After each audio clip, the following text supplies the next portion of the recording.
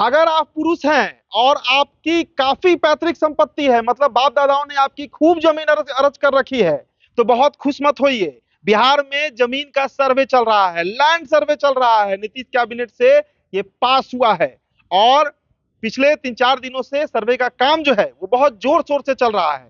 और सबसे बड़ी खबर आपको हम बता रहे हैं, जो पैतृक संपत्ति है आपके परिवार में, और अगर आपकी बहन है तो उनको भी आपके बराबर ही जमीन मिलेगा।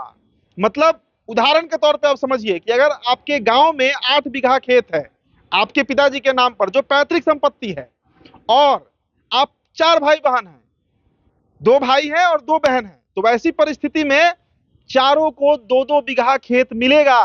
सिर्फ 2 भाइयों के नाम पे 4-4 बीघा खेत अब नहीं होने जा रहा है। बेटियों के लिए नीतीश कुमार ने ये बहुत बड़ा सौगात लाया है और इसकी चर्चा जो है वो बिहार के गांव में सभा लगाकर की जा रही है, सभाएं लग रही हैं, ये चर्चा का विषय हो गया। देखिए, सुप्रीम कोर्ट ने कई वर्ष पूर्व इस पर फैसला दिया था कि जो पैतृक संपत्ति होगा, खासकर वैसी संपत्ति जो पिता के द्वारा अर्जित की जाएगी, उसमें बेटियों का बराबर का हक होगा।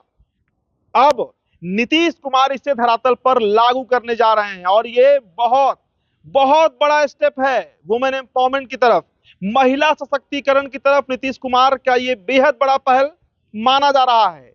जमीन का सर्वे चल रहा है बिहार में और बिहार सरकार ने सर्वेक्षण में बेटियों को भी पैतृक संपत्ति में बराबर का हक देने का फैसला किया है। इसके लिए जो जमीन का कागजात होगा, आपका जो खतियान होगा, जो पेपर होगा, उसमें अब बेटियों का नाम दर्ज कराना अनिवार्य होगा और जो जमीन है उसमें बराबर का हिस्सेदारी भी उनको देना पड़ेगा। सरकार के इस फैसले से बेटियों को अपने अधिकारों की लड़ाई अब नहीं लड़नी पड़ेगी। अब बेटियों को भाई के बराबर हिस्सा मिलेगा। यह नियम हिंदू उत्तराधिकार अधिनियम 2005 के तहत लागू किया गया है। इस कानून के मुताबिक बेटियों को भी पैतृक संपत्ति में बेटों के बराबर ही हिस्सा, हक, जमीन मिलेगा। और आपको बताएं कि यह जो नियम है यह 20 दिसंबर 2004 के बाद लागू होगा, यानी इससे पहले के बंटवारे पर यह नियम जो है वो नहीं लागू होगा।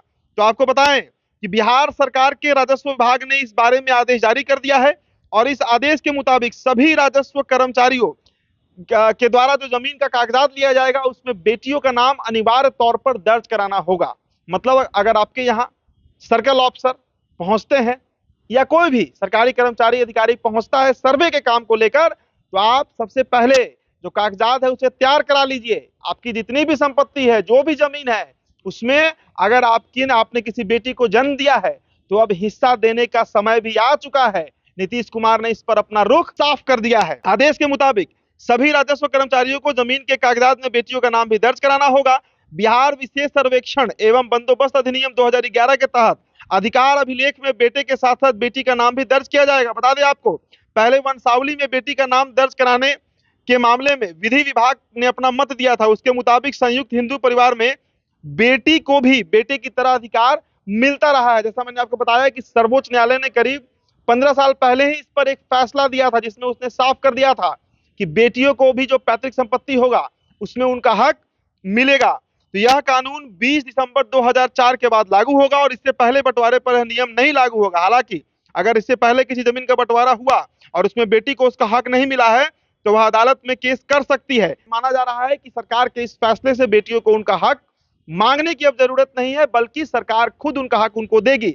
और 20 दिसंबर 2004 के पहले जो जमीन रजिस्टर्ड है वो उसमें भी अगर बेटी अपना हिस्सा चाहती है तो वो अदालत का दरवाजा खटखटा सकती है। तो सोचिए, ये एक बेहद बड़ा पहल बिहार सरकार की तरफ से लिया गया है।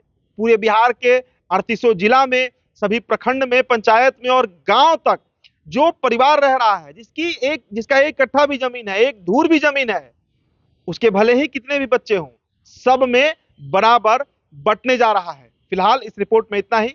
मेरा नाम उदित तारन है। बहुत बहुत शुक्रिया।